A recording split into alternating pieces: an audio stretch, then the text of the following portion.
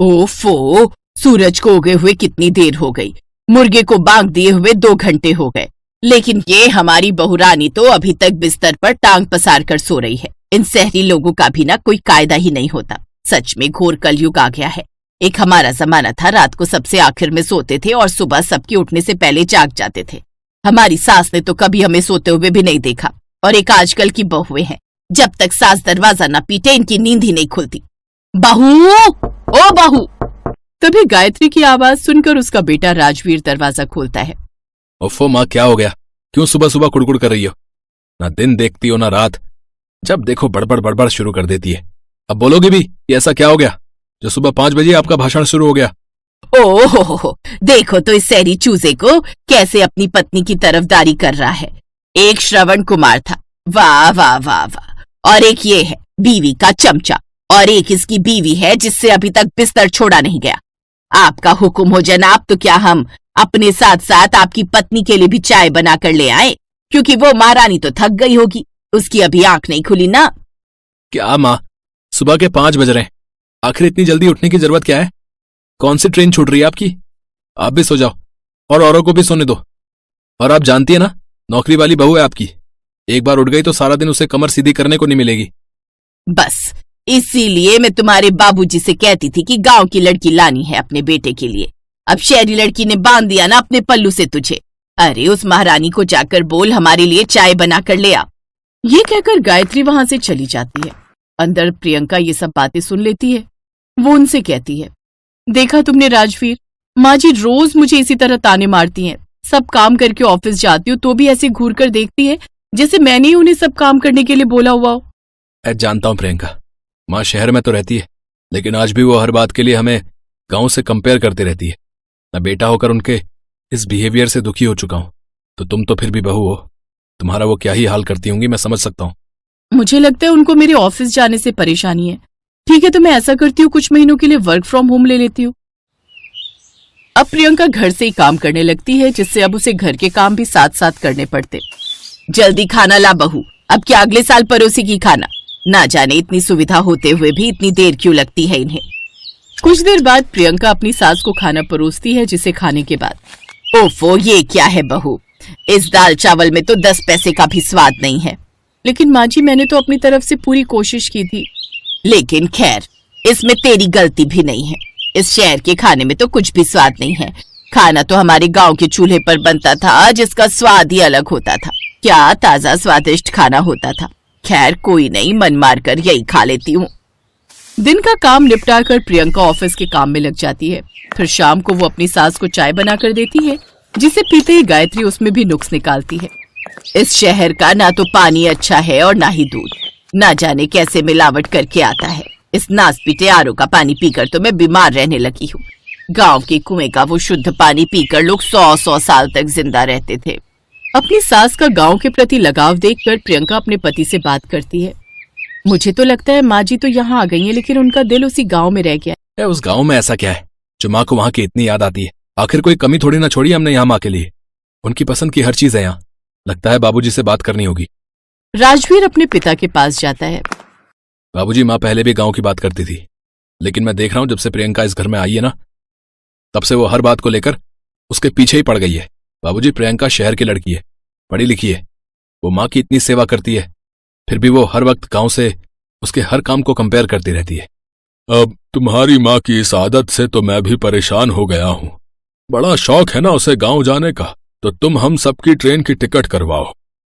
कुछ दिन हम इसको गांव लेकर चलते हैं, वहां रहेगी तो क्या पता उसका थोड़ा पारा कम हो जाए। अब वो दोनों अपने ऑफिस से छुट्टी लेकर कुछ दिन उनके साथ गांव चले जाते हैं, जहां उनका पुराना झोपड़ी वाला ससुराल होता है। अपने उस झोपड़ी वाले ससुराल को देखकर प्रियंका कहती है, हैं? झोपड़ी में ससुराल? राजवीर, क्या माँ जी इसी झोपड़ी के लिए हर वक्त गांव-गांव की रट लगाए रहती थी?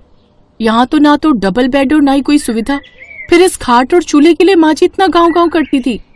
बहू, इस गांव में कोई सुविधा नहीं थी, तभी तो हम शहर गए और वहां खुद की मेहनत पर मकान खड़ा किया। लेकिन तब भी वो हमेशा मुझे ताने ही देती थी कि मैं उसे यहां से ले गया। लेकिन अब वो यही व्यवहार अपने बेटे बहू के साथ करेगी तो आखिर कैसे चलेगा?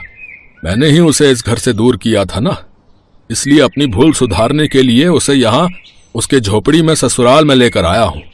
मैं भी तो देखूं वो कितने दिन रह पाती है इस झोपड़ी वाले ससुराल में। उस झोपड़ी वाले घर की साफ सफाई करके प्रियंका चूल्हे पर खाना बनाने जाती है, लेकिन काफी देर तक वो आग जलाने की कोशिश करती है, पर उससे वो आग नहीं जलती। आखिर में उसकी सास आकर चूल्हे में आग जलाती है, जिस पर प्रियंका खाना बनाती है, लेकिन चूल्हे की आग से घर में धुआं धुआं हो जाता है और प्रियंका खांसने लगती है। फिर जैसे तैसे खाना खाकर वो सब सो जाते हैं, लेकिन उस रात उनमें से किसी को भी उन खाट पर नींद नहीं आती। अगली सुबह, आहा, इस चारपाई पर सोकर तो मेरी कमर ही दर्द हो गई। लगता है उन शहरी गद्दे की आदत शरीर को लग गई है। फिर नहाने के लिए घर में पानी नहीं होता तो रामदीन गायत्री से कहता है, जाओ अब तुम जाकर कुएं से पानी लेकर आओ। तुम्हें कुएं का पानी बड़ा पसंद है ना, जाओ जाओ। क्या मैं? फिर सर पर मटका लेकर सास कुएं की ओर जाती है, लेकिन अपनी सास को देख प्रियंका भी उनके साथ चली जाती है, जहां उन्हें गांव की कुछ औरतें मिल जाती हैं। सच में लता, भले ही मैं शहर चली गई, लेकिन दिल तो मेरा आज भी गांव में ही रह गया। बड़ी अजीब हो तुम गायत्री, शहर में भला ऐसी क्या कमी है? वहाँ तो हर सुख सुविधा होती है। गांव में इतनी गरीबी है, कच्ची झोपड़ी तेज बारिश में कब ढह जाए कह नहीं सकते। 4-4 दिन तक बिजली नहीं रहती, गर्मी में सड़ते रहो, और तो और पानी भी पीना हो तो कुएं से पानी खींचो, तब जाकर उसमें से पानी लो। बच्चों के लिए ना तो ढंग का स्कूल है, ना कॉलेज, ना अस्पताल, ना तो कोई सुविधा ही नहीं। लता बिल्कुल ठीक कह रही है गायत्री, रामदीन भाई साहब ने तुम्हारे लिए कितना कुछ किया, शहर में इतनी सुख सुविधा दी, और एक तुम हो जो अभी भी इस गांव के लिए रो रही हो। प्रणाम काकी, यही तो हम भी कब से माँ जी को समझाना चाहते हैं कि शहर में उन्हें किसी चीज की कमी नहीं है। बुढ़ापे का शरीर है, आधी रात को तबीयत खराब हो जाए तो आसपास बड़े अस्पताल तो है ले जाने के लिए, लेकिन यहाँ तो कोई कमी नहीं है। अब गायत्री को अपनी गलती का एहसास होता है और वो 2 दिन बाद ही अपने परिवार वालों के साथ शहर लौट आती है और मुलायम गद्दे पर आराम से एसी चलाकर सोती है। अब वो कभी गांव को शहर से कंपेयर नहीं करती और ना ही अपनी बहू पर कभी भी इस बात का गुस्सा निकालती। ज्योति अपने माँ पापा के आने का इंतजार कर रही थी। बार बार वो चौखट पर जाती और देखती, तभी उसके माता पिता आ गए। माँ, क्या हुआ? कुछ बात हुई रवि के माता पिता से? सारी बात हो गई है, हमने सब कुछ देखा है, पर मैं और तेरे पापा बहुत चिंता में हैं। ज्योति, तू इतने बड़े परिवार में कैसे रहेगी? तेरे लिए वहां रहना बहुत मुश्किल हो जाएगा। अरे इतना बड़ा परिवार है, तुझे मिलाकर 10 बहुएं बनेंगी। 10 बहुओं का परिवार है, तू 10 बहुओं वाली ससुराल में परेशान हो जाएगी। मुझे नहीं लगता कि तुझे इतने बड़े परिवार में शादी करके जाना चाहिए। नहीं माँ, ऐसा मत कहो, मैं रवि से बहुत प्यार करती हूँ। मैंने और रवि ने एक दूसरे से वादा किया था कि चाहे कुछ भी हो जाए हम एक दूसरे का साथ नहीं छोड़ेंगे। माँ, मुझे कोई परेशानी नहीं होगी, मैं रह लूंगी। मैं रवि के साथ ही शादी करूंगी। माँ पापा प्लीज, मैं कहीं और शादी नहीं करूंगी, आप रिश्ते के लिए हाँ कह दो। ज्योति की आंखों में आंसू आ जाते हैं। अपनी बेटी को कोई भी माता पिता रोता हुआ नहीं देख सकते, इसलिए अपनी बेटी ज्योति की खुशी की खातिर उसके माता पिता उसकी शादी के लिए तैयार हो जाते हैं और फिर एक शुभ मुहूर्त में ज्योति की शादी रवि के साथ हो जाती है। शादी के बाद ज्योति 10 बहुओं वाली ससुराल में पहुंचती है। ज्योति बहुत खुश थी क्योंकि उसे अपना प्यार मिल गया। अगली सुबह जब ज्योति अभी कच्ची नींद में ही थी कि तभी उसकी जेठानी रेखा ने उसे जगा दिया। ज्योति, सुबह के 4 बजे हैं, आरती का समय हो रहा है, जल्दी से तैयार होकर नीचे आ जाओ। अभी तो सुबह के 4 ही बजे हैं, इतनी जल्दी सोकर उठना पड़ेगा। मेरी सभी भाभियां भी सुबह 4 बजे ही सोकर उठती हैं। एक काम करता हूँ, तुम तैयार होकर नीचे जाओ, मैं भी नहा धोकर नीचे आ जाऊंगा। ठीक है, आप जाओ, मुझे तो बहुत घबराहट हो रही है। ज्योति नहा धोकर तैयार होकर जब नीचे आंगन में पहुंचती है तो वो हैरान रह जाती है। उसकी सारी जेठानियां कोई ना कोई काम कर रही हैं। सुबह के 4:30 बज रहे थे, पर ज्योति के ससुराल के वातावरण को देखकर ऐसा लग रहा था जैसे दोपहर के 12 बज रहे हो। सुनैना, मंदिर में पूजा का घी नहीं है, जल्दी से भंडार घर से पूजा का घी निकाल लाओ, माँ जी बस पूजा के लिए आने वाली हैं। अरे ज्योति आ गई। ज्योति, आज तुम्हारे इस घर में पहली आरती है। एक काम करो, वहां सामने फूल रखे हैं, जरा देना। रजनी भाभी, देखना दोपहर के लिए भटूरे का ये आटा बहुत रहेगा, ये और मिलाऊं? थोड़ा और मिला लो, बच्चों का तो तुम्हें पता है, भटूरे छोले के नाम पर ही उछल पड़ते हैं, थोड़े ज्यादा ही बनाएंगे। भाभी ये फूल हाँ लाओ। ममता, पहले मंदिर घर की झाड़ू लगा लेना, तुम्हें पता है माँ जी बाद में झाड़ू लगाने नहीं देंगी। ममता भाभी, सफाई के लिए काम वाली नहीं आएगी? काम वाली? यहाँ पर कोई काम वाली नहीं आती, यहाँ पर हम सभी मिलकर घर के सारे काम करते हैं जो अब से तुम्हें भी करने हैं। और आज तो तुम्हारी पहली रसोई है। माँ जी तुम्हें पहली रसोई में हलवा बनाने के लिए जरूर बोलेंगी। ज्योति की घबराहट बढ़ती जा रही थी कि तभी रवि आ जाता है। जया, माँ जी के कमरे का पोछा तुम लगा लो, मैं आंगन का लगा रही हूँ। अरे देवर जी, आज तो आप इतनी जल्दी उठ गए। अरे पूनम, कैसी बातें कर रही हो? देवर जी अब जल्दी ही उठा करेंगे। नई नई शादी हुई है तो ज्योति को अकेले कैसे उठने देंगे? हाँ। ऐसी कोई बात नहीं भाभी, वो मुझे नींद नहीं आ रही थी तो मैंने सोचा सुबह सुबह थोड़ा टहल कर आता हूँ। तभी ज्योति की सास शांति की कर्कश आवाज सबको शांत कर देती है। तुम सबको पता है सुबह सुबह कितने काम होते हैं, ये आपस में गप्पे क्यों मार रही हो? क्या आज तुम सबके पास कोई काम नहीं है? पूजा की तैयारी हो गई? जी माँ जी, सब तैयारी हो गई। ज्योति बहू, आज तुम्हारी पहली रसोई है।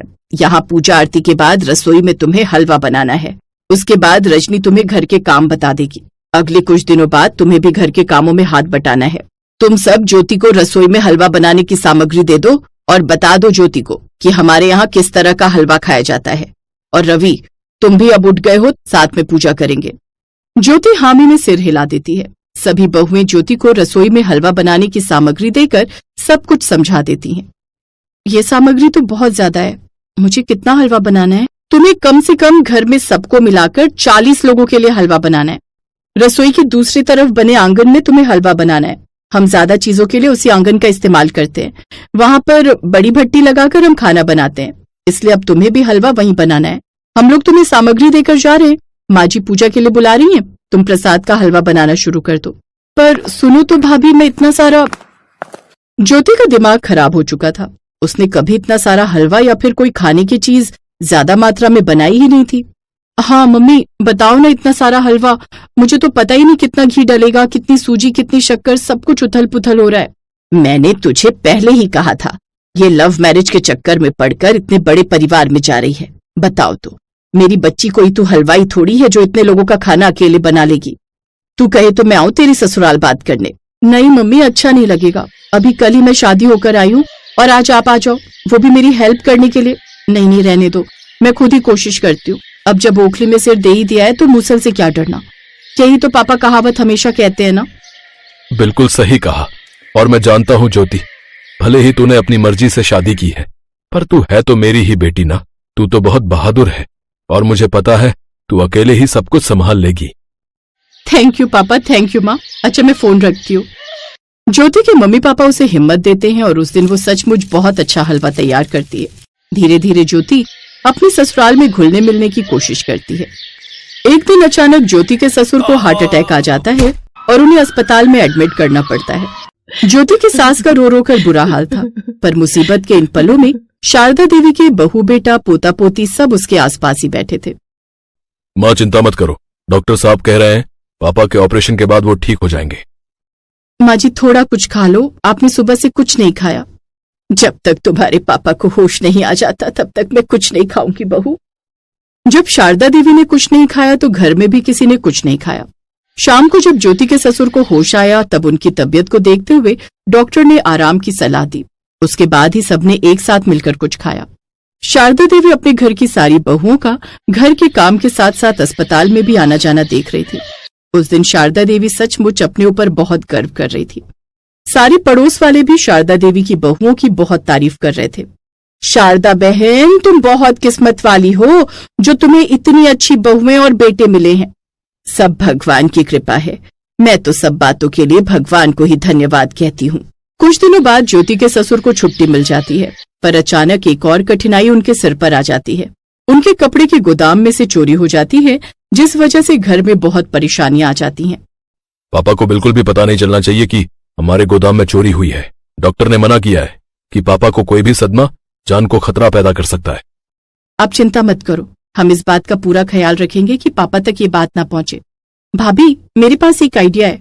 क्यों ना हम माँ पापा को कुछ दिनों के लिए कहीं रेस्ट के लिए भेज दें। माँ पापा बाहर घूमेंगे तो उनकी सेहत में भी सुधार होगा। तुम ठीक कह रही हो ज्योति, अब हमें यही करना होगा ताकि पापा इन परेशानियों से दूर रहे। एक काम करते हैं, मैं माँ पापा की हरिद्वार की टिकट बुक कर देता हूँ। पापा गंगा किनारे रहेंगे तो उन्हें सुकून मिलेगा। शारदा देवी देखती हैं कि उसके बेटा बहू उन दोनों की कितनी चिंता करते हैं। शारदा देवी की आंखों में आंसू आ जाते हैं।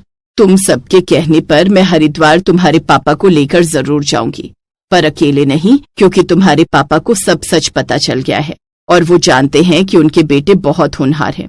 वो फिर से अपने घाटे को भी पूरा कर लेंगे और उनका काम भी अच्छा हो जाएगा। कहते हैं मुश्किलें कितनी भी आए, पर जब परिवार में एकता होती है तो हर मुश्किल से लड़ना आसान हो जाता है।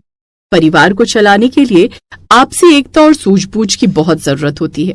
यही सूझबूझ और आपसी एकता शारदा देवी की बहुओं के बीच थी। आज उनके ससुराल में इतनी परेशानियों के बाद भी सबके चेहरे पर मुस्कुराहट थी, जिसकी वजह थी उनका आपसी मेलजोल और आपसी प्यार। शारदा देवी ने भी अपने व्यवहार में थोड़ा बदलाव किया। हरिद्वार से घूमकर आने के बाद शारदा देवी ने घर में साफ सफाई के कामों के लिए नौकरानी रखने की इजाजत दे दी, ताकि घर की बहुओं को थोड़ा आराम मिल सके। अपनी सास में आए इस बदलाव को देखकर शारदा देवी की बहुएं बहुत खुश थी। Thanks for watching.